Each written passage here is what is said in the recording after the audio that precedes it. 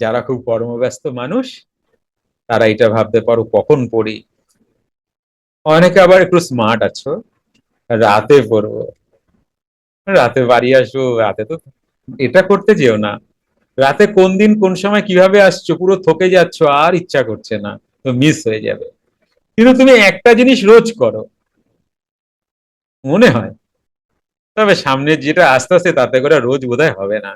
Free meditation class প্রতি রবিবার রাত 8টা থেকে 9টা অবধি, জুম অনলাইনে। তুমি স্নান করো? কে কে রোজ স্নান করে? হাত তোলো।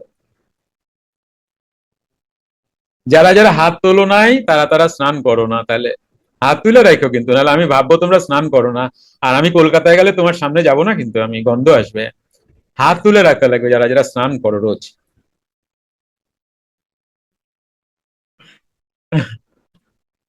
তো মজা করলাম। মজা করলাম।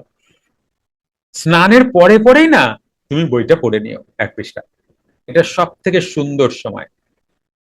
1 পৃষ্ঠা বই পড়তে কতক্ষণ সময় লাগবে? 2-3 মিনিট। স্নান তো তোমাকে রোজই করতে হয়।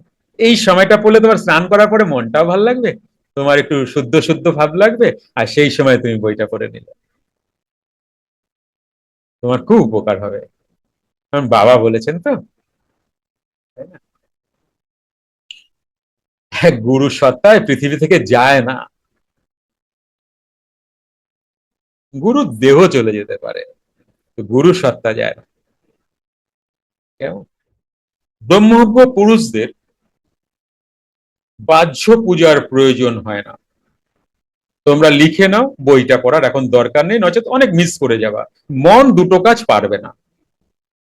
কথায় মন দাও, তাহলে অনেক বড় অনেক বেশি কিছু তোমরা আস্বাদ করতে পারবে। এই যে ভাগবত পাঠ হয়, তোমরা কি ভাগবত নিয়ে যাও? উনি পাঠ করেন আর তুমিও পড়ো? তা তো করো না। উনি উনি বলেন, তুমি ভাবে বিভোর হও, তাই না? চোখ দিয়ে জল পড়ে, তাই না? তো এখন শোনো, তাহলে কি হবে, তুমি বেশি বেশি নিতে পারবে। আর খুব বেশি হলে কি করবে, তুমি নোট করো। তুমি আমার সাথে সাথে রিডিং করো না, কোনো লাভ নাই। যুক্ত ক্রিয়াযোগ, সুষুম্না অন্তর্মুখী প্রাণায়াম, সম্ভাবী মহামুদ্রা, কপালভাতি শিখতে চাইছেন? প্রতি সপ্তাহে মঙ্গল, বুধ ও বৃহস্পতিবার রাত 8টা থেকে 9টা অবধি জুম অনলাইনে নিজের বাড়ি বসেই শিখতে পারবেন। যোগাযোগ জ্ঞানী গুরু কমিউনিটি, ফোন নাম্বার 9903680146।